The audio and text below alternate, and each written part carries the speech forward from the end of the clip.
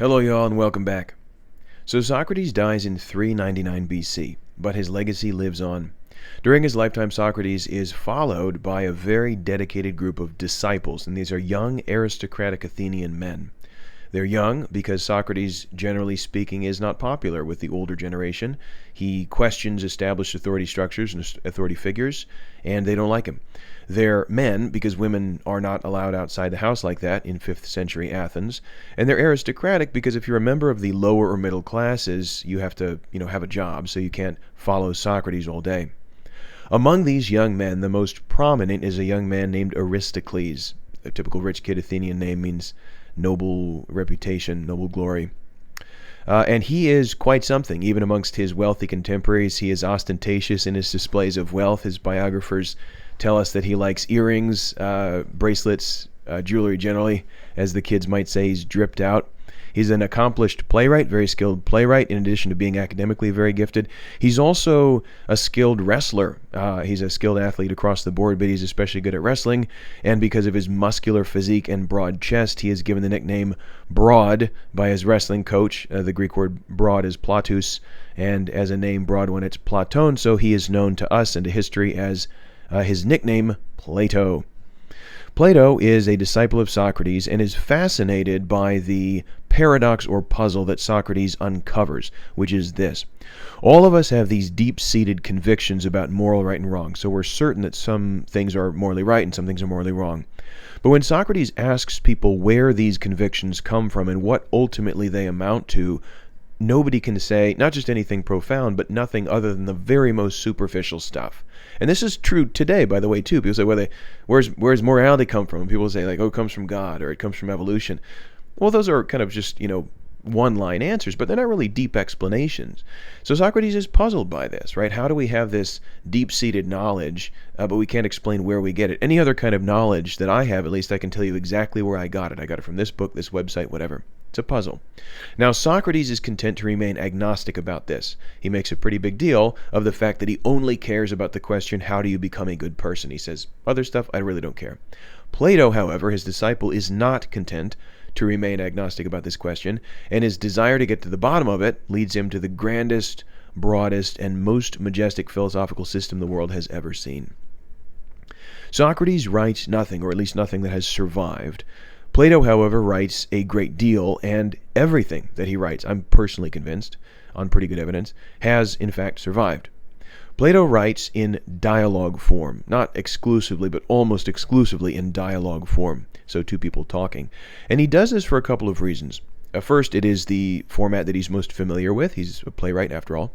But second, a dialogue allows you a little creative distance from the views that you're exploring in your dialogue. So if I write an essay, God exists, it's prose essay, and people can say, well, Herrick thinks God exists, and they've got me dead to rights because I wrote the essay. But if I write a dialogue between Joe and Tim, and Joe says God exists, and Tim's an atheist, and Joe, let's say, wins the dialogue, and somebody says Herrick thinks God exists, I could say, whoa, that's just the Joe character in my dialogue. That's not me speaking. I'm not responsible for what my characters do, So Plato, of course, has good reason to distance himself a little bit from philosophy, seeing what the people of Athens did to his beloved mentor. Plato is, of course, insulated by layers of wealth and privilege that did not protect Socrates, but he can't be too careful. Of Plato's dialogues, by far the greatest is the Republic. And I say greatest not just because it's the most famous, but I really think it is greatest for a number of reasons. It's not the longest, but it's almost the longest. It addresses, I think, literally every aspect of philosophy, which is an enormous claim given how broad the discipline is.